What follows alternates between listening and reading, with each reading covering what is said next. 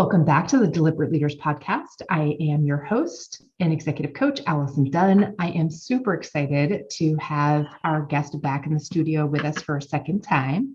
Today we have joining us Julie Winkle Giulioni. She is a champion for workplace growth and development and helps executives and leaders optimize talent and potential within their organizations. She is a speaker, a co-author of the book, Help Them Grow or Watch Them Go. Her latest book is Promotions Are So Yesterday, and that is due to be released early this spring. Julie, thank you so much for joining us here today. Oh my goodness, thank you for having me back. I've been looking forward to this. Me too. I love it when we have returning guests because we build on the conversation. I'm sure that I asked you this question last time, but I always like to just, see if there's a new tip. So what would be your number one leadership tip for our listeners? Oh gosh, it is so fundamental and yet so powerful. Talk less, listen more. At the end of the day, if leaders just walked away talking less and listening more, asking good questions, giving people the floor, giving folks the space to think and reflect and to come up with their own ideas and to own solutions, to build relationships. Every day we pick up the news and there's more about the Great Resignation. I really, really believe that if leaders just talked less and listened more, we would be in a different place. Yeah. I think that listening to people is one of the most amazing gifts that we can give. And I think as leaders, we fall into this habit of if we're not speaking, then we're not leading somehow. And that's just not true. It's true. You're so right. I think we do. A lot of us grow up through the ranks, and we really do believe that the value that we add as a leader is the content, when really the value is being the container for others to create the content and move it all forward. And then there's just, the fundamental busyness that we all have. And it feels more efficient from a time standpoint to just lay it out there and tell it and move on to the next. And yet, good leaders know that you pay now or you pay later. You might invest a little more now, but then you've got the ownership, the execution, and things just roll out more smoothly. Yeah, fantastic. Thank you very much for that tip. That's a great one. So the new book, Promotions Are So Yesterday. Please tell me more. Well, thank you for asking about more.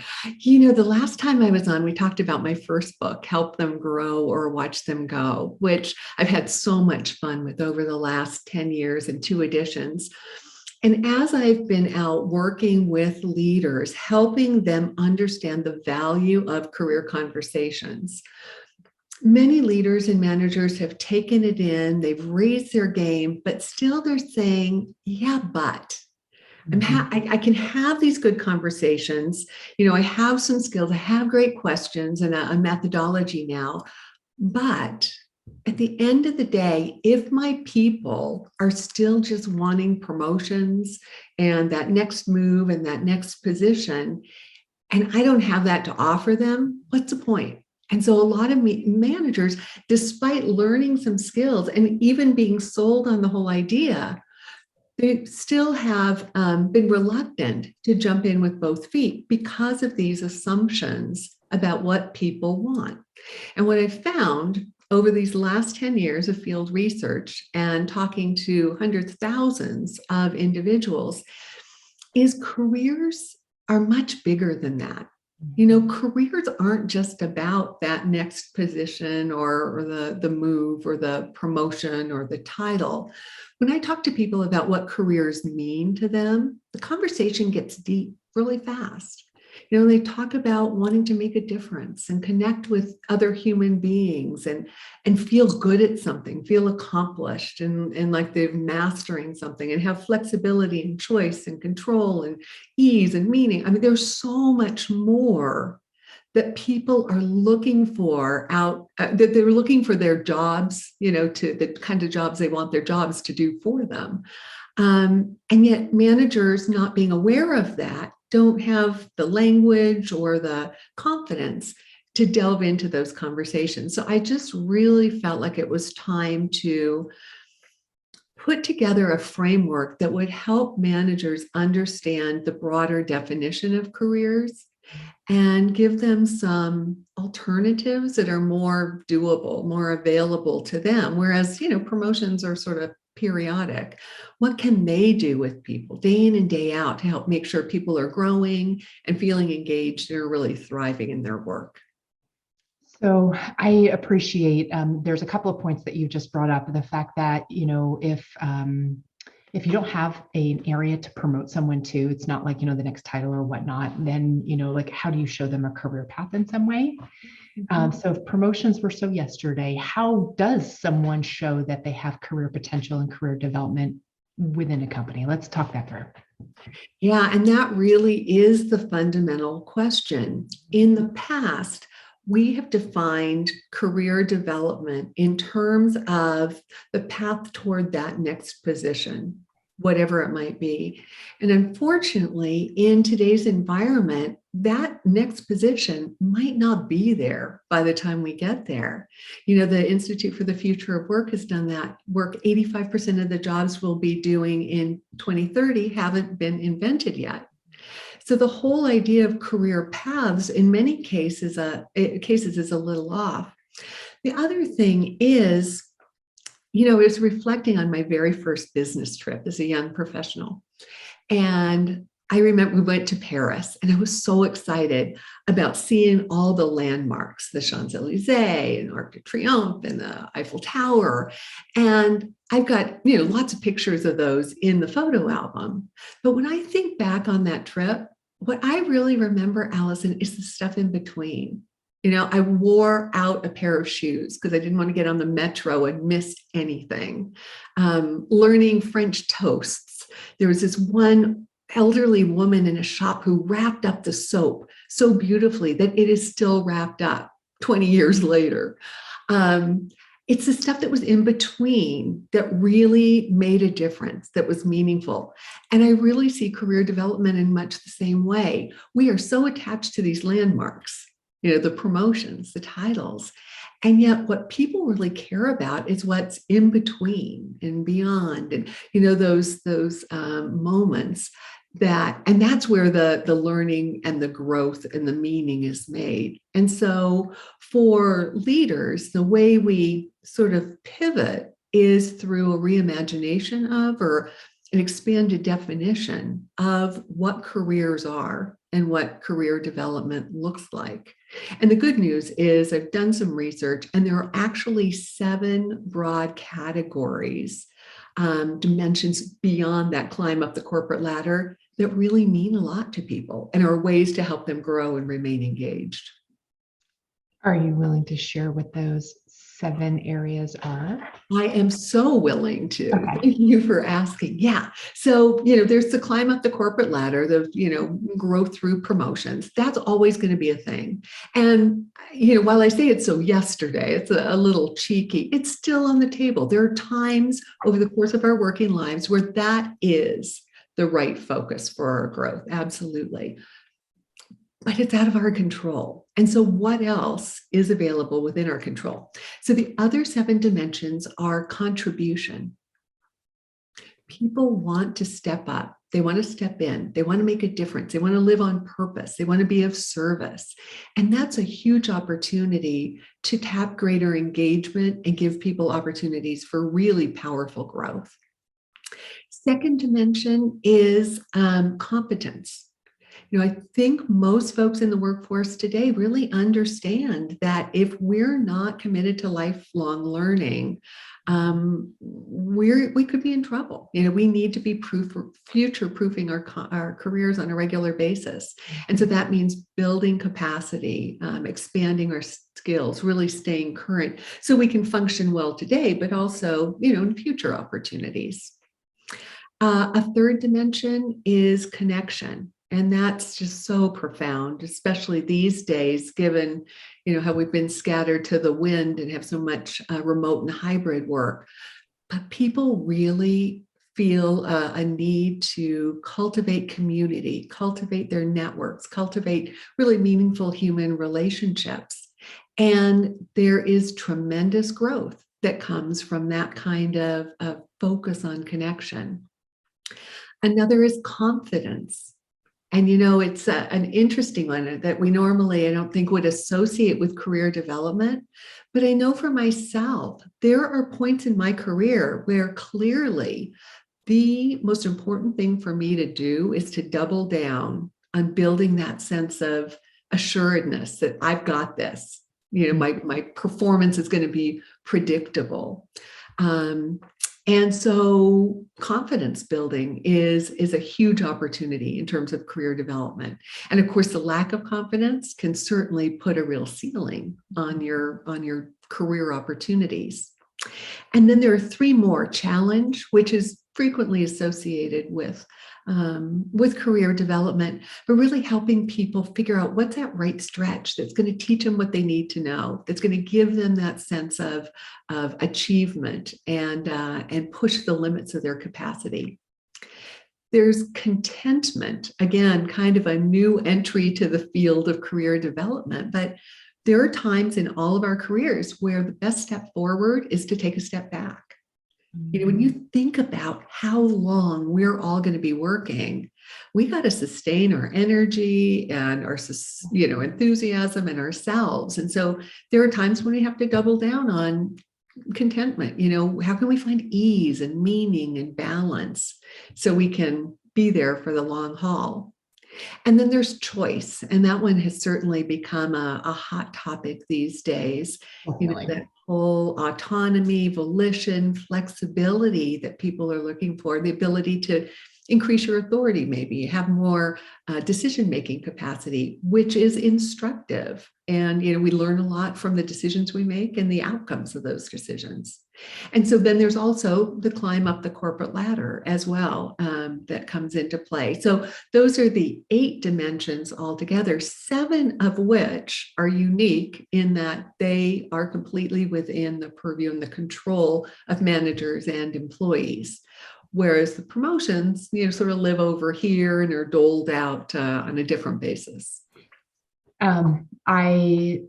You've chosen a selection of very powerful words that represent each of the 7 dimensions that we can control. In your research, have you found that people are in one dimension only, or do they need multiple dimensions to be happening at the same time to help fulfill that promotion trigger that we all want? Like we're all the way. Yeah, or that alternative. Right. Yeah, what's interesting is as we look at the research, folks tend to gravitate toward one of the dimensions that they're most interested in. And then they have some backups, that kind of fall down. And then they have a group down at the bottom that just is, don't bother me with this right now.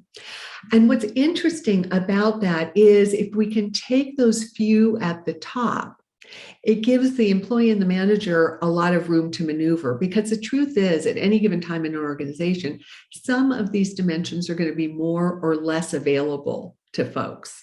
There might be business pressures that make it impossible to layer on a new challenge, for instance, if that was someone's top choice. But if their second highest, most interesting dimension is, say, connection, then we could go into that and find ways, how can we make more of that happen for them until the challenge opportunity is there. So what I think the framework gives managers is a little pool of data to work with and some options that they can maneuver around based upon, the business needs. Because the reality is development doesn't happen in a vacuum. It's not one-sided, employee only. It's got to also support the needs of the business. And so how do we meld these at any given time? And I should probably say too, they're going to change over time. I think about my own experience. There was a time when confidence was absolutely, when my first book came out, I should have felt on top of the world, and my confidence just tanked while I kind of figured out my new role and what I could do and how this was going to work for me. And once I got that down, then I was ready to move on to the next challenge. So it's going to change for us too over time. In the framework you've outlined, I think it's a great discussion structure to create with each individual, I'm going to say employee, whoever's on your team, right? What's the process that you would suggest someone, if they're going to incorporate all of these dimensions, like how do you start? What do you do? Yeah. So as a manager, and it kind of harkens back to what I was saying when you asked about the tip, talk less, listen more sort of thing. As a manager, the key really is to set the table for a conversation that allows you to learn as much as possible about what's most interesting to the employee. Because the more the manager understands, the more fodder they have for making those matches in the workplace and finding those ways to connect a need that the individual has with a need that the business has, to be able to make it a real win-win.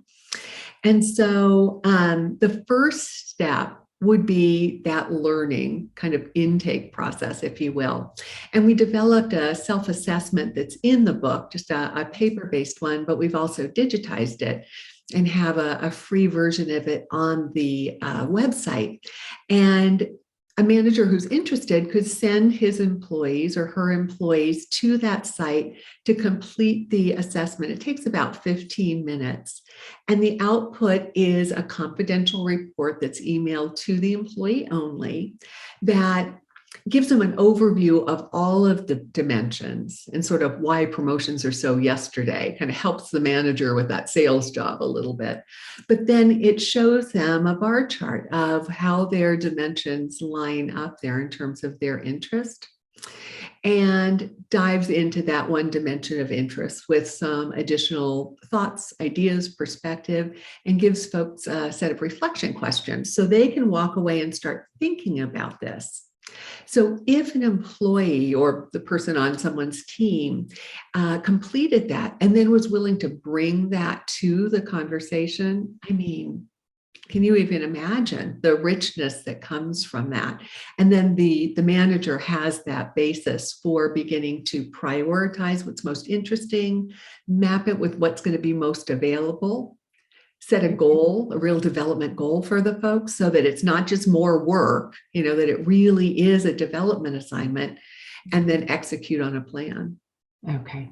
Does your book outline some not creative, but like examples of how someone could find how to handle contentment as a dimension, how to handle confidence as a dimension, so that they're not left with, oh, great, now I need to figure out how to structure, challenge makes sense to me, but you know what I mean? Like there may be others that may be more challenging when you're the manager trying to now fulfill that. Yeah. But even challenge, just to push back on you for a sec, Allison, even challenge that seems kind of simple. Yeah. Most managers haven't thought that through beyond a stretch assignment and special project, right? Right. I mean, we just don't have a lot of these organic development experiences at our fingertips. And so, the book is actually set up.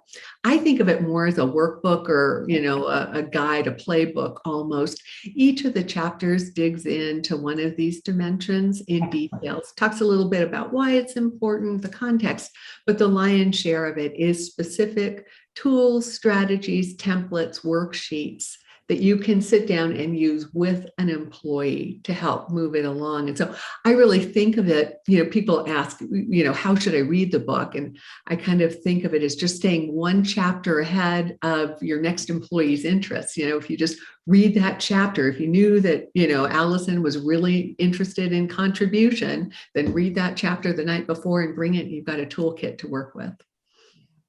Julie, how often should the concept of this career development in dimensions, when there isn't necessarily a career climbing opportunity, how often do you have these conversations? All the time. All the time. Yeah. When I think about other things that are so yesterday, one of them is that annual career development conversation that we all grew up, or many of us grew up with. And that is so yesterday as well. The idea that, even twice a year, you think about how much the world has changed in the last 6 months. And it's a pity when development isn't allowed to keep up with that changing pace of need in the business and whatnot. So, my recommendation really is that managers find a way to incorporate a thread of development in every single conversation they have. Every one-on-one should speak to development. How are your plans going? Are they still relevant? What are you interested in today? Where do we want to think about tomorrow in terms of shifting activities that are really going to keep you engaged and growing in the direction that you want? Yeah. Can I ask you, I guess it's a specific example. I can think of a few scenarios where an organization has tried to have that conversation, but then left the individual feeling very confused about, so they're asking me if I would be interested in being the future blank.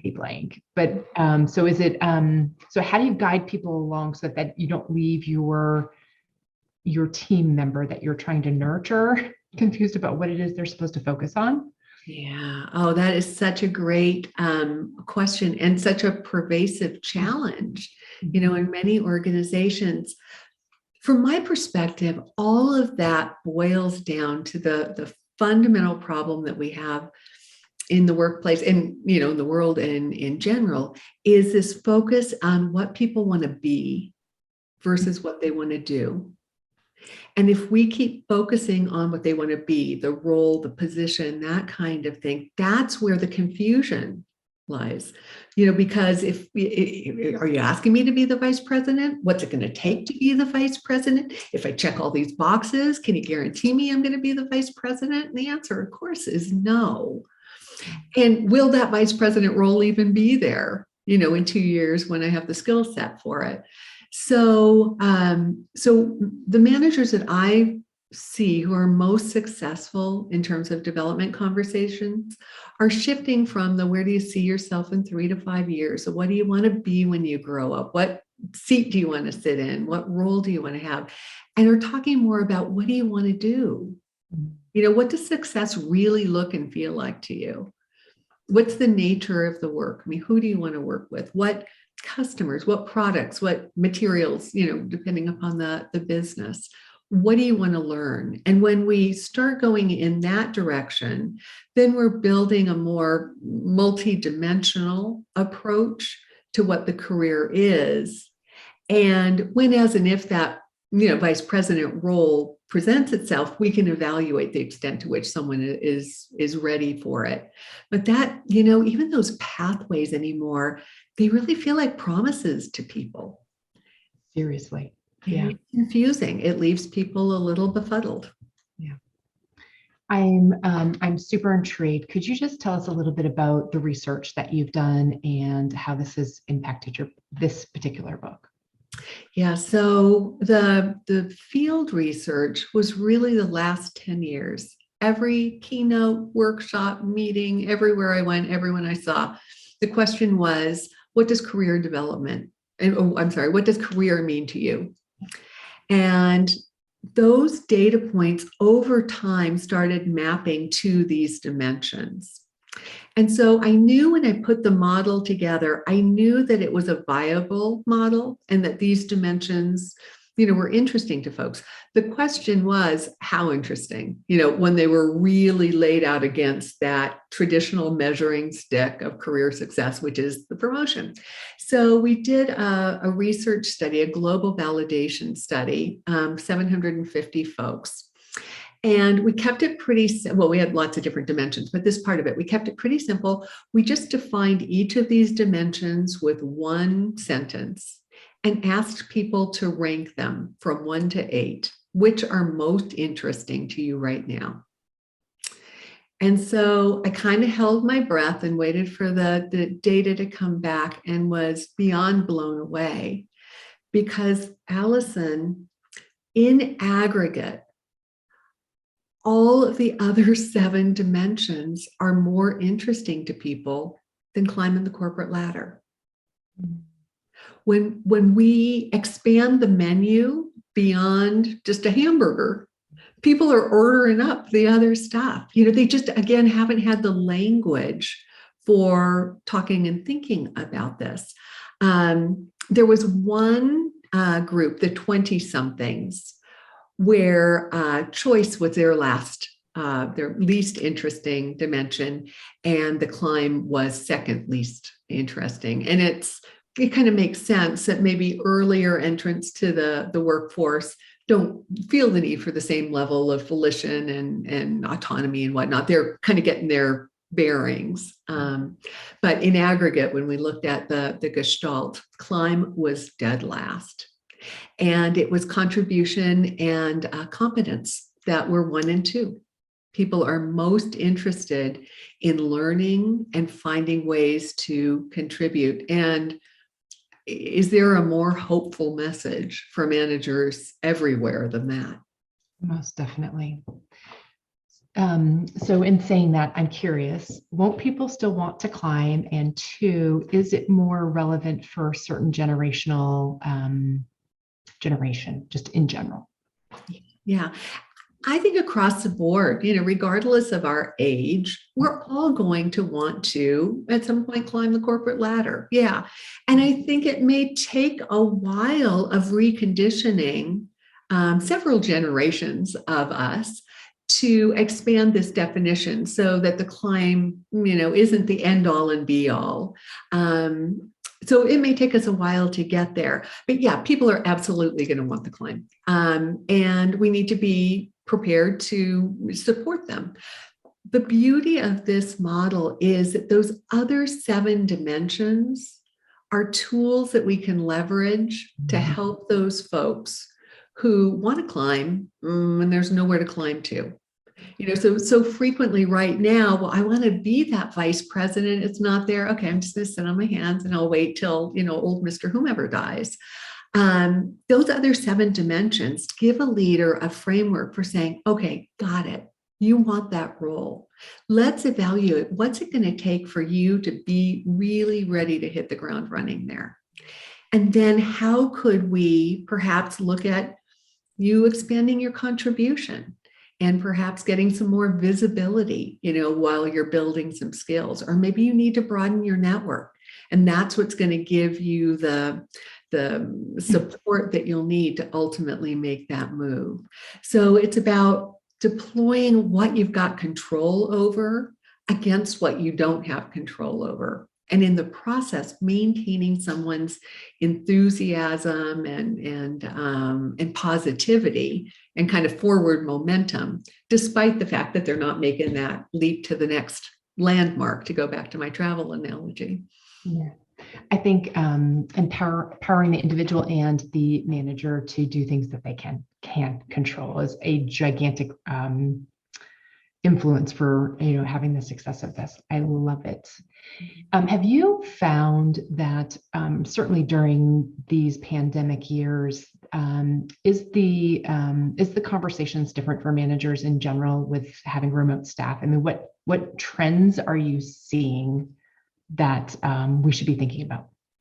Yeah, and it's interesting to see because total informal, unscientific, observations. It seems like managers are veering one direction or the other. Some managers are really struggling to keep a remote hybrid organization team together, and they're going a little bit dark. They're not communicating as much. Other managers have completely used this horrible set of circumstances for such good and have learned the value of communication and messaging and bringing the team together and really creating a human connection. And so the ones who are succeeding are the ones who are really beginning to master that. And their next challenge, I think, has more to do with this whole issue of proximity bias. As we start thinking about, institutionalizing more remote and hybrid work, managers are going to have to confront some feelings, some prejudices, some discrimination that might arise because there might be different feelings about folks who are working at home versus those who are treading into the office every day. And so starting to grapple with that is sort of an emerging trend that I'm seeing organizations begin to look at.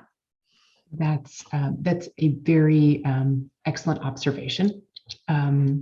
Any tips on how I know organizations that are grappling with that? There are some prejudices that are happening because of that difference. Yeah. Any insights as to one or two things that we should be thinking about as we communicate and address and make decisions based on those prejudices? Yeah. I think the first one that most directly answers your question is we just have to raise awareness. A lot of managers aren't even aware that this is going on in their heads. And so starting to have those conversations and create a safe space where managers and leaders can talk about, hey, what work looks like is people being here and I need them there and I don't feel comfortable, and I'm not sure they really are doing the job, and having a safe space where leadership can process that. I think it's the first step toward just getting it out on the table so we can look at it for what it's worth and start dealing with it. Tactically, as I'm working with organizations who are dealing with this, the tactical thing that seems to make the biggest difference is really looking at your meetings, because meetings are the venue where your hybrid and your remote employees are showing up. That's their only window to the team as a whole. And those meetings many times are just not as productive as they might be. So we're working with a lot of organizations right now to look at how can we elevate the quality of those meetings. And it's not even, any special hybrid strategies. It's just good meeting management. Do you have an agenda that actually engages everyone? Do you have the kind of agenda that encourages the dialogue among the whole team and a mechanism for doing that? Some organizations are going all remote. Even the people who are in an office co-located are dialing in from their individual computers so that there's an even, playing field. And so what tactics can we do during that meeting? Because that's really where it happens for those remote and hybrid employees. And how do we make sure that we're giving them the visibility and the engagement that they need to ensure their success and the success of the team as a whole? All right. Outstanding tips. Thank you, Julie. I know that your book is due to be released. You implied that it's at the press right now. So do you have an actual official rollout date? We do. It will be released on March 8th, 2022 by ATD Press. Okay, fantastic. And where will people be able to get their copy? They can buy it from whatever their favorite bookseller is. And I know so many of us just click right on through to Amazon, and pre-orders are available now. Okay, I will make sure that I add the Amazon link once it actually is released out. In the meantime, I'll put the to be released date. So in the meantime, and that's the cover. Beautiful. Yeah. Love it. Julie, what is the best way for folks to follow or connect with you? Thank you for asking. It's probably my website, winklegiulioni.com. And I would imagine you'll put that in the show notes too, because it's a mouthful. I absolutely will. Julie, it has been such a pleasure. Thank you for all of the research that you've done around this topic and but actually developing a new framework for us to be able to have better career development conversations. Thank you. Oh, thank you, Allison. It's great catching up.